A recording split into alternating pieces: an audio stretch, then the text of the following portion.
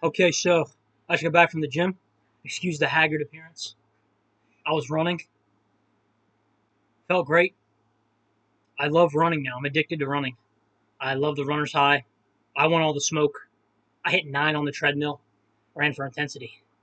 Feel like my heart was going to burst out of my chest. It was 100% worth it. I will do that again. But I just wanted to come back here and make a video because I had a few different ideas. But I think for this one, I just want to make it abundantly clear that you don't need to live anybody else's life but yours. Okay, don't try to live anybody else's life. Live yours. Because even if you do that and you become a success in society's eyes, no, brothers and sisters, I tell you, no part of the lie right now. No, that you will be a failure in your own. And I say that not to condemn you. I say it not to be a hater. Not at all. I'm rooting for y'all, for real. Just like I'm rooting for me. You know, God's rooting for all of us. The Most High wants all of us to win.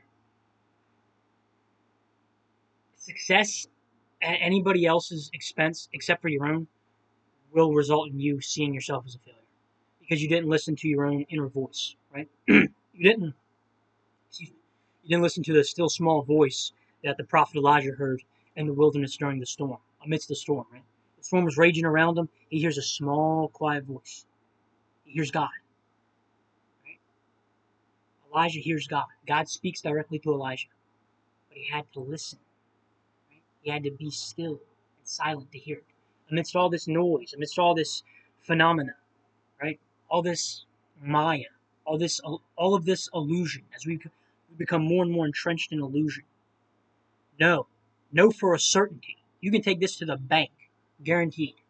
No, you have to succeed on your own basis. You have to succeed according to your own spirit in order for it to actually mean anything. Because if you don't, at best you'll get a temporary high. You know, like if you smoke something or if you take something or if you drink, you'll get a temporary buzz. You'll get something temporary, and it'll be charged to you on credit because it'll come to collect tomorrow, and you'll feel even emptier than you did before because you thought, just as I thought before, that that meant something. I thought that that had meaning. That doesn't have any meaning. Nothing in society, nothing in this world means anything unless we choose to give it any meaning. God's given us that power as sons and daughters of the Most High. We ascribe meaning to them. Certain things have meaning to me because they're meaningful to me, right? I enjoy creating. I enjoy photography, for example. I really like photography. I'm really getting into it. That has meaning to me. That could be meaningless to somebody else. They could be like, photography doesn't mean anything to me. That's not my thing. Maybe they really like skateboarding, right? Maybe skateboarding really means something. I don't skateboard, but that doesn't matter because they skate. That has meaning to them. Just like I take photos, photography, that has meaning to me, etc., etc. You could do this across the board for literally anything. Cooking. Right? Now, in this case, I do like to cook, but I'm just saying as an example. Right? I really like, I like a nice pair of shoes. I like being stylish. Okay, that has meaning to me because I enjoy it. I like being stylish. Obviously, you can tell I'm not stylish right now because I just got back from the gym. I'm covered in sweat. But you get what I'm trying to say. You have to know who you are, and you have to know what you truly desire in your heart of hearts. What is a life of meaning to you? Maybe that does look like climbing the career ladder and actually being a supervisor, becoming a CEO, becoming a founder, because you have decided that that means something to you, but not because anybody else told you that that meant something. Okay? I can't remember who said it or if somebody said it to me, but it goes. I'm paraphrasing, but it goes like this: You have to know who you are because everybody in this world will line up one after the other, front and center, to tell you who it is that they think you should be. I'm going to say that again. You have to know who you are because everybody that you encounter, more or less, if you're given the opportunity, whether for good or for ill, they will line up one after the other, front and center, to tell you who they think you should be. And maybe they have good intentions and maybe they have bad intentions. But the road to hell is paved with good intentions. They don't know you. That's the point, brothers and sisters. They do not know you. Not like you know you. Okay? We are with ourselves 110% of the time. We got extra credit at this point. We're getting extra credit. For real around here. Especially Gen Z. I gotta discuss that in a different video, but man. They did us dirty, but on the other hand, they also helped us a great deal because they forced us to encounter these things at a young age, which I think will ultimately help us if we let it. Anyway, I got off on a tangent. Forgive me. Don't try to live anybody else's life, anybody else's version of success, except for your own. But in order to know that, you have to define it. You have to sit down, really sit down, stare at a wall if you have to, and just think and write it down. What has meaning to you? What do you value in your life? You want to live in a high rise? Maybe condos more speed? You want to live in a cabin? Good choice. Maybe you want to live in the suburbs. What kind of work do you want to do? What are you interested in? What are your hobbies? Your actual hobbies. This isn't an interview. This isn't a questionnaire. These are things that are directly pertaining to your inevitable self-actualization. But you have to let it. You have to move forward in faith, knowing, 100% knowing that you are discovering who you are and that you are staying faithful. Because it's almost like a test, right? Once you discover it, you'll have instances where it almost seems like you need to betray yourself in order to get ahead or to get the result that you think you need or want. I'm here to tell you, each and every one of you, as somebody who has done that, don't do that. Do not do that. That's not a good idea. You can never betray yourself. Even if seemingly you lose it, again, I'm putting it in quotation marks because you never had it to begin with, to be honest, and you didn't lose anything. That's just real talk. Even if you lose it, you still win at the end because you stay true to who you were. You stay true to yourself. That ultimately is a net positive. That is a win, and that's a victory for you. You can never betray yourself. You can never live anybody else's life or try to fulfill whatever dreams they had. Okay? It's on them to fulfill their own dreams. That's the cold hard truth. Nobody's gonna fulfill my dreams for me. They can be supportive. They can say, hey, I want you to succeed. I'm rooting for you. But God has given me the authority to look at myself and to live according to that image and to live from that image faithfully. This is God has given you and you the authority and the power to look at yourself, to observe who you actually are, and to live according and faithful to that. You also have the alternative option to not do that. And I've seen that firsthand.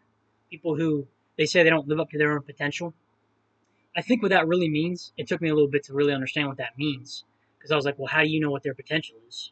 Like I was saying it in my head. I didn't say that to them. But then I caught myself saying that. And I was like, what am I even trying to say when I say those words? Like, what am I trying to convey? And I thought about it some. And I think it really boils down to them not staying faithful to their own inner spirit. Right? Them almost betraying themselves at some point in their life for something or somebody, etc., etc. And we say that those people don't live up to their own potential.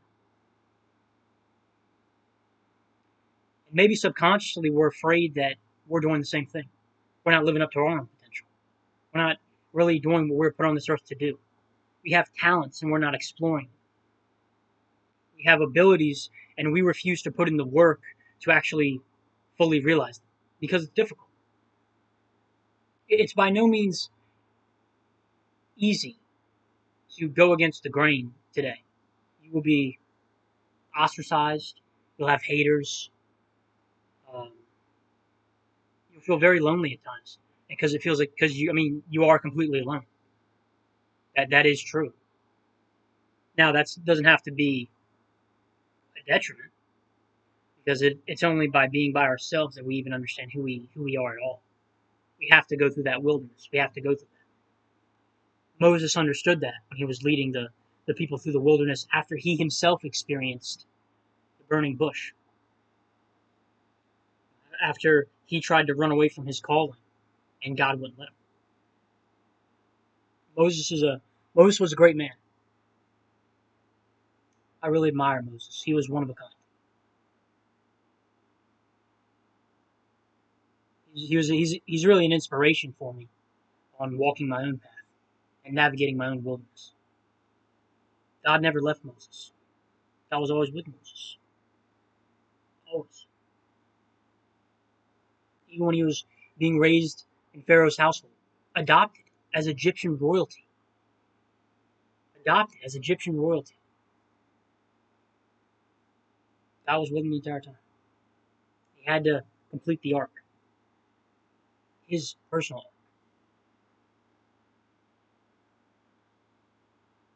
I think that's what each and every one of us have to do, honestly.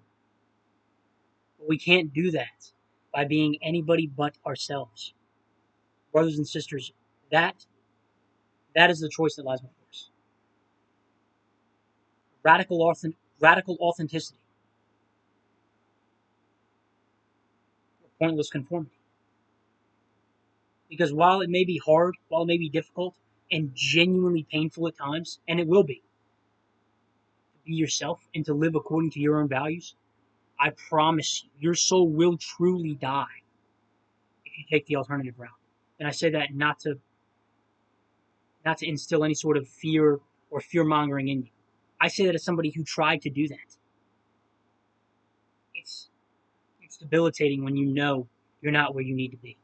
When you know this isn't what you were put on this earth to do. You know it. Beyond a shadow of a doubt, beyond all logic and understanding. You can't even explain how you know it. You just know it. God gave you that knowledge. Never, ever betray yourself for anybody else's standard of success, for anybody else's values. I don't care who they are. I really don't. Don't do it. It's not worth it. You have to be you. You have to have the courage to be you. And God will not forsake you. God will not leave you. God will not abandon you. On the contrary, He will strengthen you. He'll give you little signs, omens, if you will, just when you think you're about to break, just when you can't take it anymore, so you know that you can keep going, that you're headed in the right direction. You're walking the right path. And the right path in this case is the only one you were ever meant to walk. That's tangled with brush, and that's dark, and it's dreary, and at times it's bright, but it's your path. Nobody else can walk it but you. And we can see each other while we're walking our own paths. We can give each other props, give each other encouragement as brothers and sisters of the Most High. But I can't walk your path. And you can't walk my path. I have to walk my path. You have to walk your path. And God will give us glory as we do that. Just as we have given Him glory for the chance to do it. Man, I'm glad I came on here right now to say that. I feel like I didn't know where I was going to go with this video, to be honest with you. But maybe those are the best videos to make. I just felt like I had something to say. And I wanted to say that. Don't live their life. Okay? You live yours.